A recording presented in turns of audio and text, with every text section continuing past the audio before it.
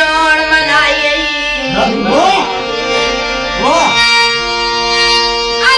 ईद तो पहले सजोड़ मनाई पूरे शहर च खबर सुनी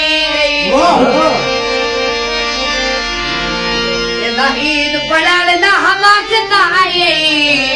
साचो तस्वीर खड़ी शाबाश दानवासे